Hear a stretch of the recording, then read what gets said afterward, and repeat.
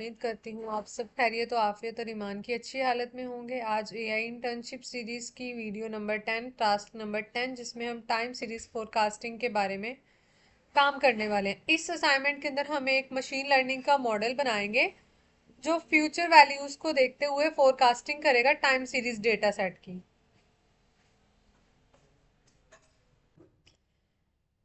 और हम दो मॉडल, एक लीनियर रिग्रेशन और सेकंड रैंडम फॉरेस्ट, इन दो मॉडल्स को ट्रेन करेंगे।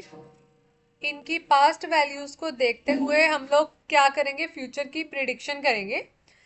देन हम इन दोनों की परफॉर्मेंस को कंपेयर करेंगे, R M S C and R square. R M S C root mean square and R square हमारे पास स्केयर आ जाता है। और इनके रिजल्ट्स को हम एनालाइज करेंगे रेजिडुअल फीचर के थ्रू, और हम इनको विजुलाइज भी कराएंगे, मीन्स हम इनके ग्राफ भी बनाएंगे। पिछले किसी हम टास्क में हमने R M S C and R square perform भी किया था, ठीक है।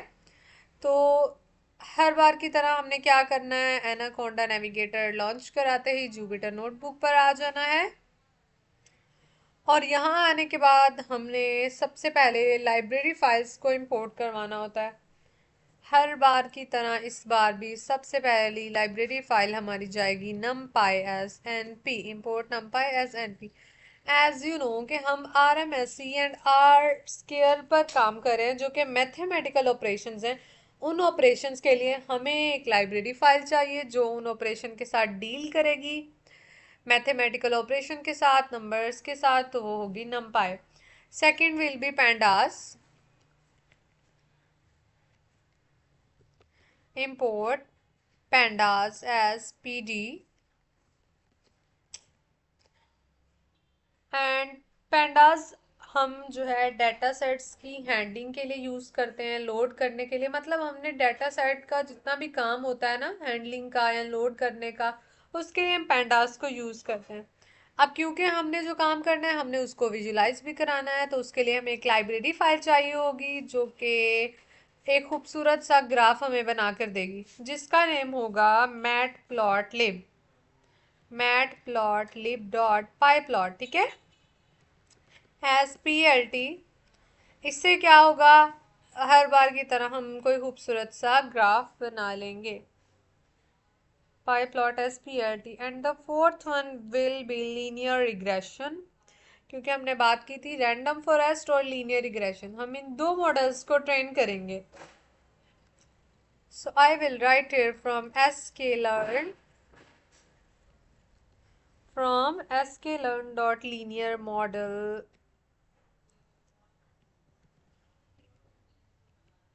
linear model हम इंपोर्ट कर लेते हैं लीनियर रिग्रेशन को, इंपोर्ट, ओहो, इंपोर्ट लीनियर रिग्रेशन। हमने लीनियर रिग्रेशन को इंपोर्ट कर लेना है। देन अब हमें रैंडम फॉरेस्ट रिग्रेशन भी चाहिए, उसको भी हम ले लेते हैं जी from sklearn dot ensemble, import कर लेते हैं हम random forest regressor, okay, random forest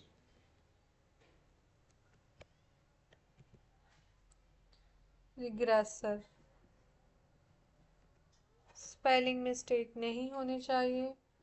and और हमें कौन सी चाहिए होगी, और हमें आर एम एस सी के लिए चाहिए होगी मीन स्केयर रूट, और हमें आर स्केयर के लिए चाहिए होगी आर टू स्कोर, ठीक है। वो भी हम एस के लर्न से ही कर लेते हैं, from SKLEARN learn, from sklearn matrix. और हमने ये कर लीजिए import mean scared, oh my God, mean scared error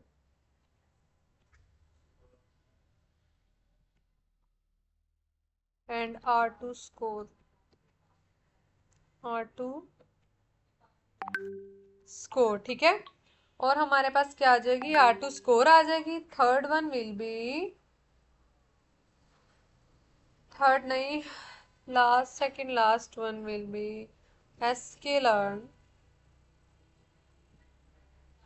from sklearn dot model selection import कर लेंगे हम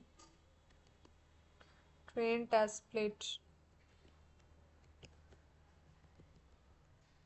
टेस्ट स्प्लिट, और लास्ट में हम इंपोर्ट करेंगे वार्निंग्स को। Import warnings, warning start filter warning,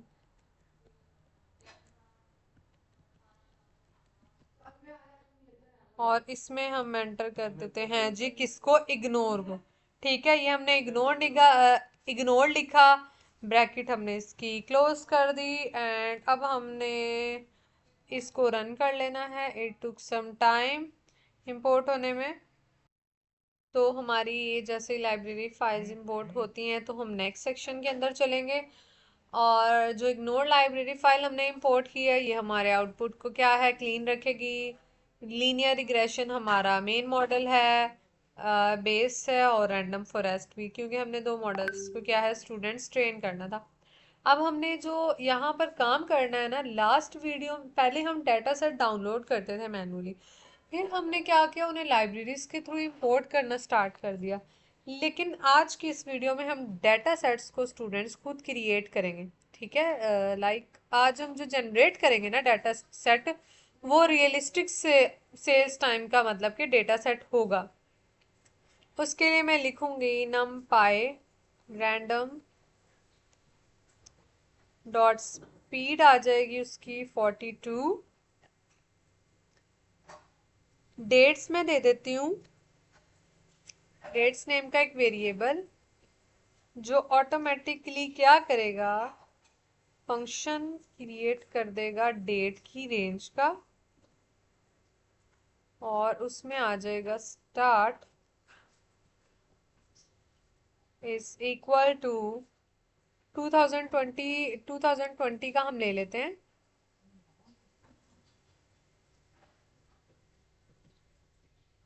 and यहाँ पर हमारी जो खत्म हो जाएगी स्टेटमेंट, पीरियड हम लेंगे मतलब के ड्यूरेशन, पीरियड्स आ जाएंगे 365, मतलब कि 1 ईयर का ही हम ले रहे हैं। और उसकी जो फ्रीक्वेंसी होगी वो मैं कर देती हूँ डी, बट कैपिटल डी। यहाँ पे हमारी ब्रैकेट क्लोज हो जाएगी, राउंड ब्रैकेट। अब हमने यहाँ पे क्या किया है, एक realistic scale time series data set generate कर लिया। अब हमने क्या करना है, अब हमने जो हमारा सेल्स का ट्रेंड है ना, उसको सीजन के साथ और नॉइस के साथ हमने उसको क्या कर देना है, सिमुलेट कर देना है। तो मैं ट्रेंड नेम का एक फंक्शन वेरिएबल बना लेती हूँ, और उसमें मैं दे देती हूँ np डॉट लाइन स्पेस, जो कि आ जाएगी मेरी 100 आ जाएगी, 200 आ जाएगी, एंड 365 आ जाएगी। तीन चीजों की बात की थी ना विथ फ्रीक्वेंसी मैंने। एंड जो सीजन है मेरा, सीजनैलिटी,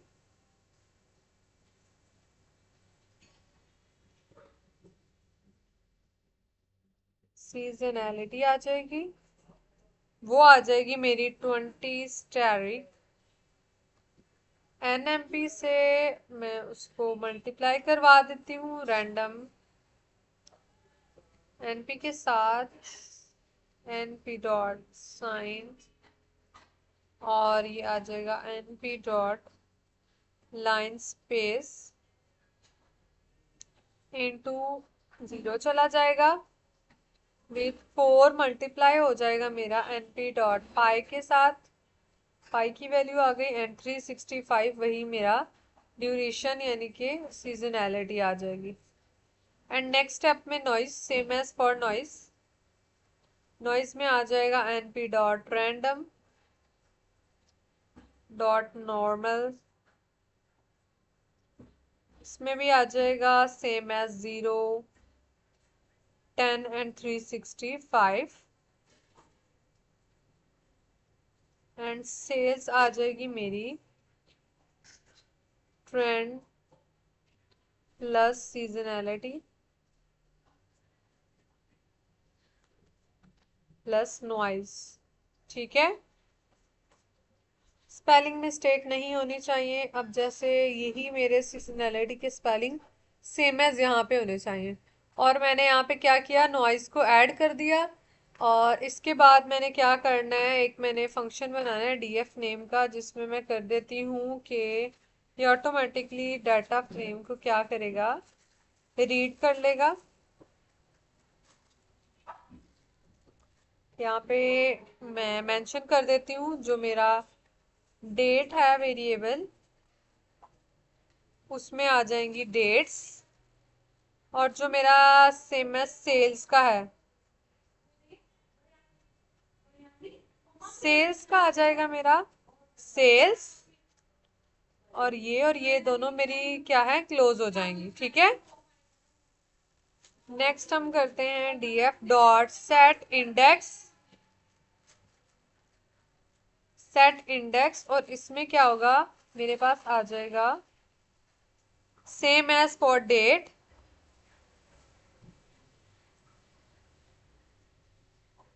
एंड मेरे पास इन प्लेस आ जाएगी true. In place is equal to true, bracket मेरी यहाँ पर भी क्लोज हो गई। और अब मैं प्रिंट करा देती हूँ डेटा सेट की शेप को। So I will write here print data set shape and shape के बाद मैं लिख दूंगी df डॉट शेप। ठीक है, तो मुझे उसकी शेप का पता चल जाएगा, शेप मतलब कि उसके साइज का। एंड और हम इसकी वो जो हमारा डाटा सेट क्रिएट हो चुका है ना, अब हमने उसकी फर्स्ट 5 रोज को प्रिंट करवाना है। डेट्स वाई मैं एक फंक्शन यूज करूंगी हेड का। हेड के अंदर मैं लिख दूंगी 10, डबल ब्रैकेट्स लगाते मैंने इसको कर दिया रन।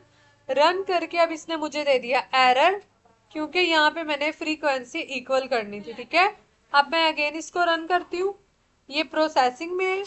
और let me check np dot random speed, इसने numpy dot random has no attribute speed.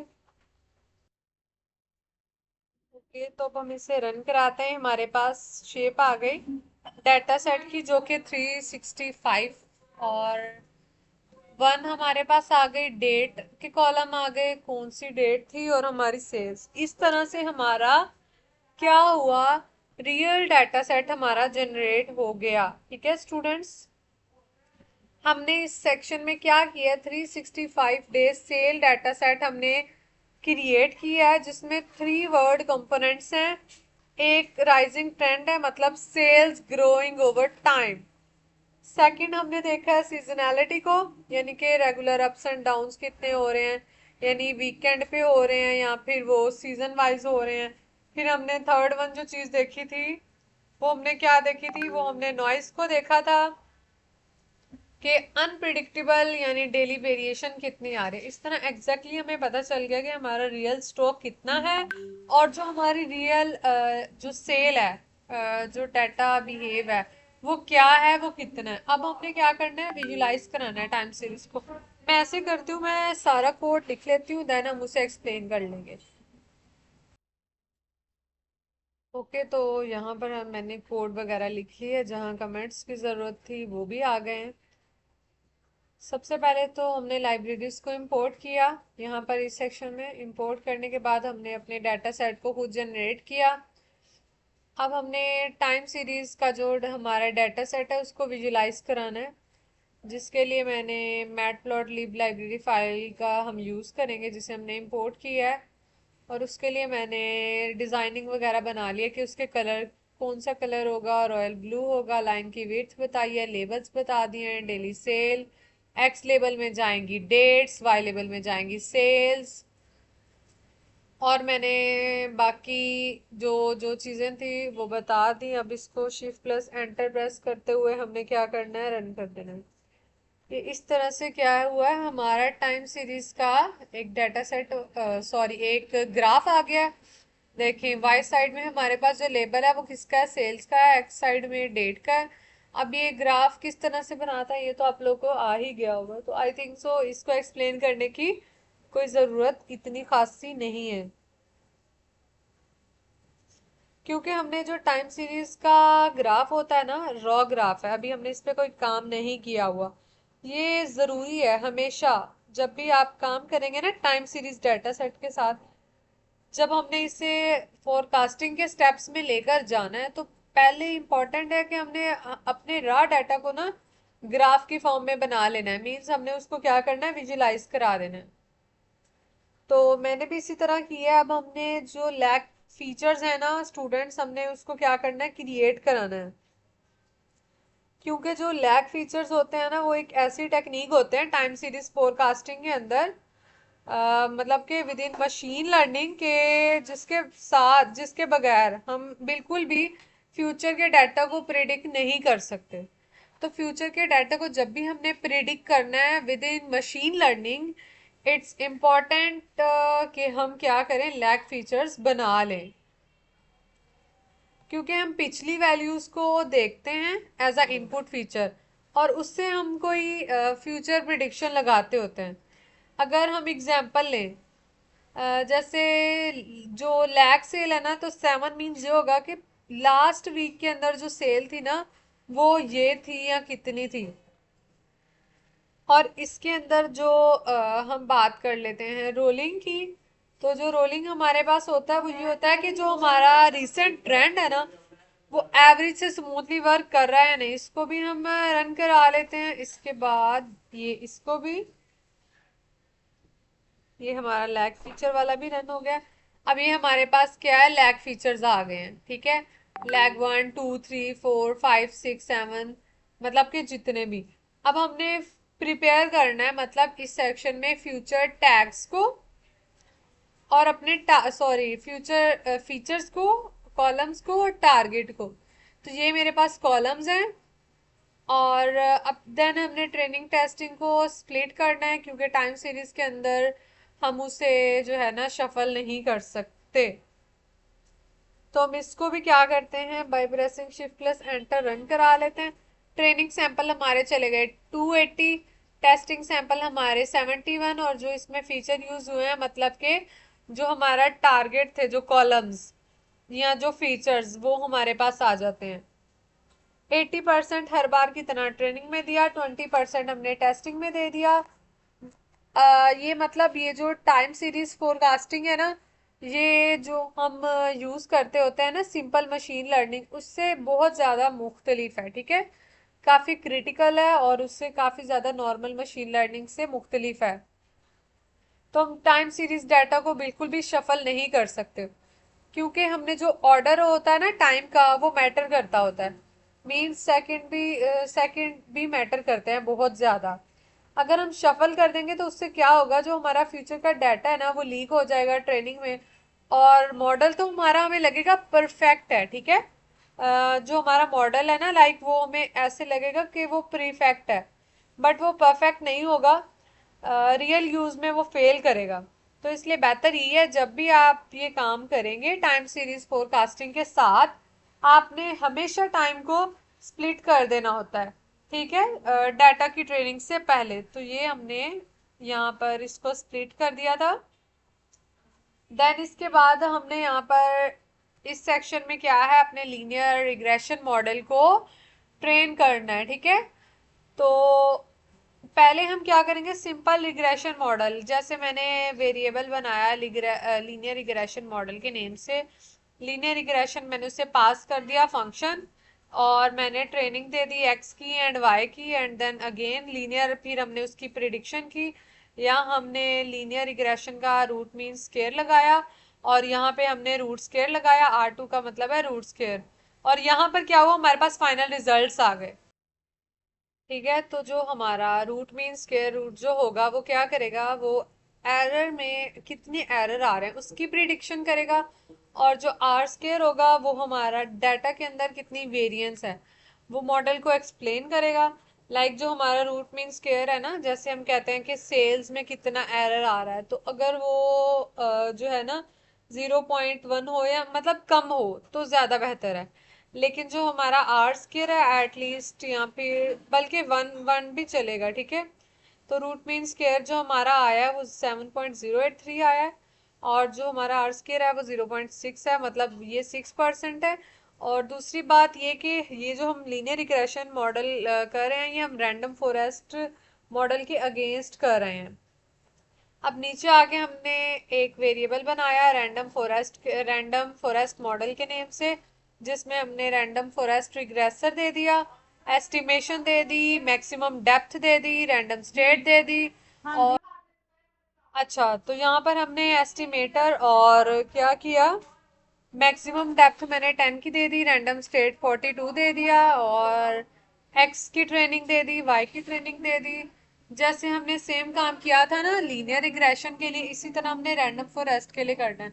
लेकिन जो रैंडम फॉरेस्ट होता है ना, ये 100 डिसीजन ट्री पर बिल्ड करता है, और ये डिफरेंट प्रिडिक्शंस को क्या करता है, कंबाइन कर लेता है। ये नॉन लीनियर डाटा को भी हैंडल करता है, और much better than linear regression, ठीक है। रैंडम फॉरेस्ट बहुत अच्छे तरीके से हैंडल करता है और नॉन लीनियर पैटर्न्स को, क्योंकि वो जो है ना पैटर्न्स, अगर हम लीनियर रिग्रेशन में देखें तो वो काफी मतलब काफी दफा ऐसे होता है, समटाइम्स वो लो ही होते हैं, और आर एस एम ई और आर स्केयर भी दोनों। तो एस्टिमेटर 100 का मतलब है कि हमारे जो ट्रीज जा रहे हैं ना, वो कितने जा रहे हैं, 100 जा रहे हैं।